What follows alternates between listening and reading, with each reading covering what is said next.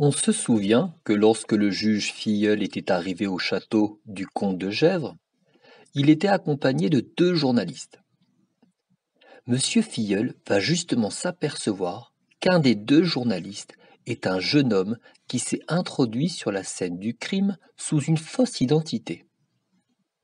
Il s'agit en fait d'un jeune étudiant qui s'appelle Isidore Beautrelet. Le juge suspecte Isidore Beautrelet, mais celui-ci réussit à s'échapper. Mais quelques jours plus tard, l'inspecteur principal Ganimard, qui a été envoyé spécialement de Paris pour mener l'enquête avec le juge Filleul, repère un jeune homme près du château. L'inspecteur Ganimard attrape le jeune homme et le ramène près du juge. Le juge reconnaît le jeune Isidore Beautrelet. Cependant, M. Filleul a entre deux vérifié l'identité d'Isidore Beautrelet et sait maintenant qu'il ne s'agit qu'un lycéen brillant, donc il ne le suspecte plus du vol. Le jeune étudiant dit savoir ce qui a été volé et qui a tué M. Daval. Le juge et l'inspecteur Ganimard ne le croient pas et se moquent de lui. Début du texte.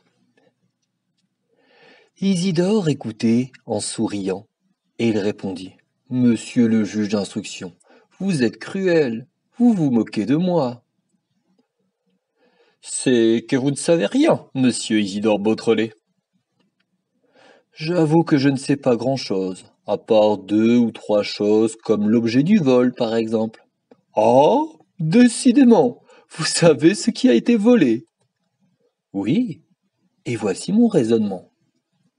D'une part, il y a eu vol, puisque la fille et la nièce de M. de Gesvres ont réellement vu 2 hommes qui s'enfuyaient avec des objets. Il y a eu vol. D'autre part, rien n'a disparu, puisque M. de Gesvres l'affirme. Oui, rien n'a disparu. Donc, du moment qu'il y a eu vol et que rien n'a disparu, c'est que l'objet volé a été remplacé par un objet identique, pour que personne ne s'en aperçoive. En effet, murmura le juge d'instruction, visiblement intéressé. C'est pourquoi je vous dis que les 4 peintures de Rubens, accrochées à ce mur, ont été volées, et elles ont été remplacées par des fausses. Impossible! Il faudrait avoir l'avis de M. de Gesvres. M. Filleul demanda au comte de venir au salon. M. Filleul et l'inspecteur Ganimard commençaient à accepter les hypothèses du jeune lycéen. M. de Gesvres entra dans la pièce. « Monsieur le comte, lui dit le juge d'instruction, voulez-vous examiner ces tableaux et nous dire s'ils sont authentiques ?»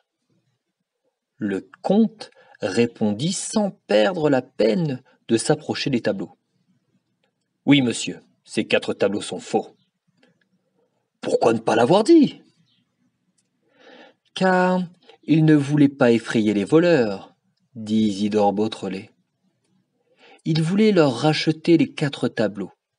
Pour cela, il avait même publié une annonce dans le journal qui disait « Je suis disposé à racheter les tableaux ». Le comte approuva d'un signe de tête. Une fois encore, le jeune homme impressionnait M. Filleul et l'inspecteur Ganimard. M. Filleul fut bon joueur. « Décidément, monsieur Beautrelet, vous êtes très doué. Savez-vous aussi qui a tué Jean Daval ?»« Oui, monsieur le juge, mais l'assassin de M. Daval n'est pas celui qui a volé les tableaux. Il s'agit de personnes différentes. »« Que dites-vous » s'exclama M. Filleul. « L'homme qui est tombé dans le parc et que nous cherchons, cet homme-là n'est pas celui qui a tué Jean Daval ?» Non. Jean Daval, au moment où il fut frappé, était vêtu de tous ses vêtements, chaussé de ses bottes de marche, Bref, habillé comme en plein jour. Or, le crime a été commis à 4 heures du matin. Et pourtant, les serviteurs du château disent que M. Daval se couchait tôt. J'ai relevé cette bizarrerie. M. Daval était complice des voleurs. C'est lui qui a amené les voleurs dans le château. M. de Gesvres dit qu'il a été frappé en entrant dans le bureau et qu'il ne se souvient de rien. Pourtant, à son réveil, il a dit à sa fille et à sa nièce « Je ne suis pas blessé. Et Daval, est-ce qu'il vit? Le couteau !» Comment pouvait-il savoir que M. Daval avait été poignardé s'il avait été frappé en entrant dans le bureau et qu'il ne se souvenait de rien? Donc, c'est Jean Daval qui conduit les 3 cambrioleurs jusqu'à ce salon. Là, ils entendent un bruit dans le bureau. Daval ouvre la porte et voit M. de Gesvres. Il se précipite vers lui, armé d'un couteau. M. de Gesvres réussit à lui arracher le couteau et l'enfonce dans la poitrine de M. Daval. De nouveau, M. Filleul et l'inspecteur se regardèrent. Ganimard hocha la tête d'un air impressionné.